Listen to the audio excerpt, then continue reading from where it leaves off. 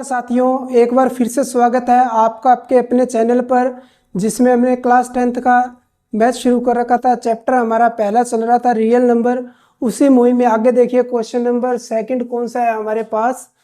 कहता है show that and positive odd integer is of the form of 6q + 1 और 6q + 3 और 6q + 5 where q is some integer. देखिए क्या बोलना चाह रहा है कि आप ये सिद्ध करो कि कोई भी पॉजिटिव ओड इंटीजर का मतलब होता है भी धनात्मक विषम संख्या। कोई भी पॉजिटिव होगी, विषम होगी और धनात्मक होगी। तो पॉजिटिव धनात्मक पूर्णांक है जो जिसको हम क्या कर सकते हैं 6q + 1, 6q + 3 और 6q + 5 की फॉर्म में लिख सकते हैं, यानी कि रूप में लिख सकते हैं।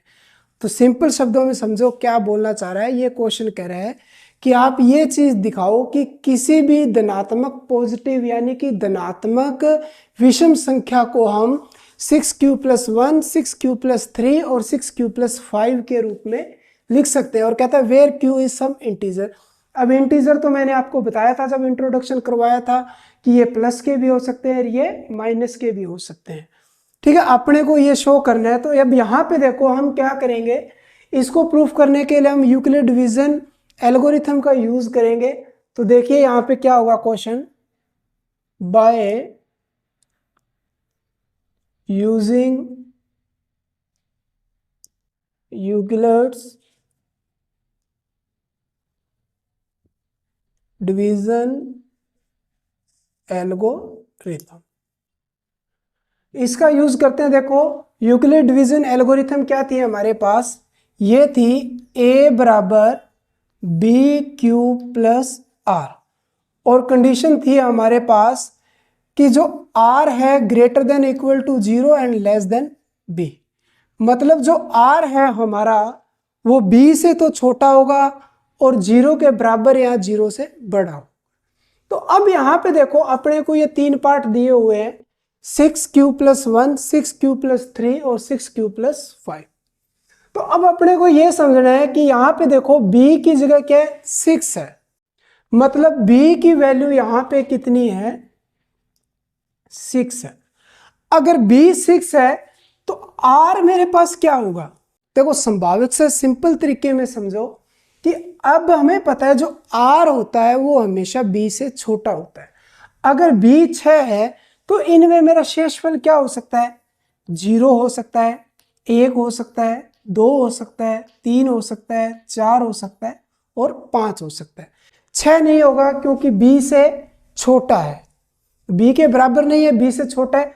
तो इन पांचों में से यानी कि ये जो 6 संख्याएं आई, ये अंक आए हैं मेरे पास, इनमें से कोई एक अपने पास क्या r हो सकता है। तो अपने को ये दिखाना है कि हम इन जो इसमें से ध्यान रहे अपने पास कि अगर ये r मेरे पास अगर 0 से लेके क्या आ रहा है 5 तक आ रहा है, तो इसमें फिर मेरे पास क्या कंडीशन बनती है कि मेरे पास जो a है, a बराबर जो bq + r है वो ये हो सकता है भी 6q + 0, दूसरा 6q + 1, तीसरा 6q + 2, तीसरा चौथा 6q + 4, फिर 6q + 5। भी r मेरे पास मैक्सिमम क्या है 5 तक हो सकते हैं। भी अगर b से तो छोटा होगा r, तो ये 5 कंडीशन बनती है। अब अपने को इन पांचों पे चेक नहीं करना है, उसने बोला है कि सिर्फ 6q + 1, 6q + 3 और 6q + 5 इनको हम क्या कर सकते हैं पॉजिटिव ओड इंटीजर की फॉर्म में लिख सकते हैं कि नहीं लिख सकते। तो हमें ये चेक करना है। तो हम ये देख लेते हैं, एक तो कहाँ है, एक तो ये रहा, और दूसरा 6q + 3, सॉरी ये रह गया 6q + 3, एक ये रहा और एक ये रहा। अपने को इन तीन पे चेक करना है कि हम इनको पॉजिटिव ओड इंटीजर यानी कि विषम संख्या के रूप में लिख सकते हैं कि नहीं लिख सकते। तो अब इन तीनों को हम चेक करते हैं। देखो थोड़ा सा दिमाग का यूज करो, बी क्यू जो q है इसकी जगह आप क्या करो, इसने बोला है भी q इज सम इंटीजर, तो इंटीजर कुछ भी हो सकता है। भाई आपके पास माइनस के भी हो सकते हैं, प्लस के भी हो सकते हैं, पर यहाँ पे अपने को पॉजिटिव ऑड इंटीजर की बात करिए तो हम क्या करेंगे, पॉजिटिव इंटीजर लेके चलेंगे। तो अब क्यू में आप क्या कर सकते हो, 0 से लेके 0 1 2 3 4 5 6 7 8 9 10 यानी अनंत तक आप कोई भी संख्या इसमें भर के देखो और चेक करो कि क्या वो पॉजिटिव ऑड इंटीजर है या नहीं है। तो देखो हम क्या करते हैं, इस पे चेक करते हैं। Q की वैल्यू मैं मान लेता हूं कि 1 है। अपने को ये करके नहीं दिखाना है, सिर्फ अपने को लिखने के बाद सिर्फ ये मेंशन करना है और ये चेक हम अपनी तरफ से ही कर रहे हैं कि Q की जगह अगर मैं 1 रखता हूं तो 1 6 एकम 6, 6 और 1 7। तो 7 कैसी संख्या है, विषम संख्या है और पॉजिटिव भी है। अब 2 रख लेता हूं तो 6 दूनी 12, 12 में 1 जोड़ दिया 13। यानी कि देखो ये जो है अपने पास एक नंबर आ रहा है जो 1। अब यहाँ पे कुछ भी आए भी देखो ये अपने पास क्या सिंपल सी बात है, अगर हम किसी भी सम संख्या यानी इवन नंबर को किसी से भी मल्टीप्लाई करो आंसर हमेशा क्या आएगा, इवन आएगा। यानी कि सम संख्या को किसी से भी गुणा करो जो उत्तर आएगा वो हमारा सम ही आएगा। अब सम संख्या में 1 जोड़ दिया, 1 जोड़ने पे हर बार क्या होगा, वो विषम बन जाएगी। जब भी कोई भी सम आए उसमें 1 जुड़ गया वो क्या बन जाएगी, विषम बन जाएगी। तो यानी कि हम क्या कर सकते हैं, 6q + 1 को हम पॉजिटिव ऑड इंटीजर की फॉर्म में लिख सकते हैं। इसी तरीके से इस पे देखेंगे भी, यहाँ पे देखो क्या है, इवन नंबर है, सम है, गुणा करेंगे सम ही आएगा, पर उसमें 3 ऐड करते ही क्या हो जाएगा, वो विषम संख्या बन जाएगी, ऑड नंबर बन जाएगा। अब यहां भी देखो इवन नंबर है, सम संख्या है, किसी से भी गुणा करो आंसर सम आएगा। अब उसमें अगर हम 5 जोड़ देंगे तो वो क्या बन जाएगा, ऑड नंबर बन जाएगा। तो हर केस में क्या हो रहा है, अपने को सभी केस पे चेक नहीं करना है भी यहाँ पे ये सेटिस्फाई हो या ना हो, ये सेटिस्फाई हो या ना हो, ये हो ना हो, अपने को इससे कोई लेना देना नहीं है।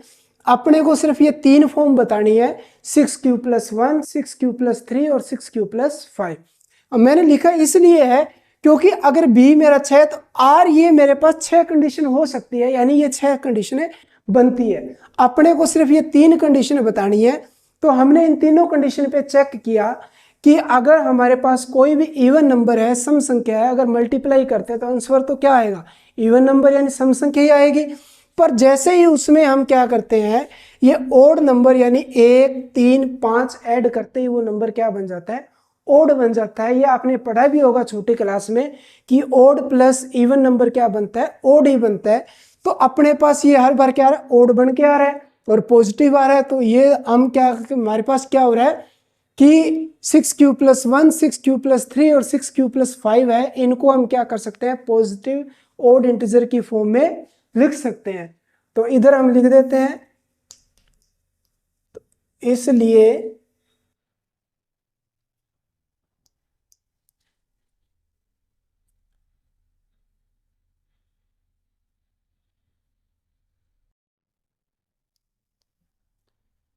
6q + 1 और 6q + 3 and 6q + 5 are form of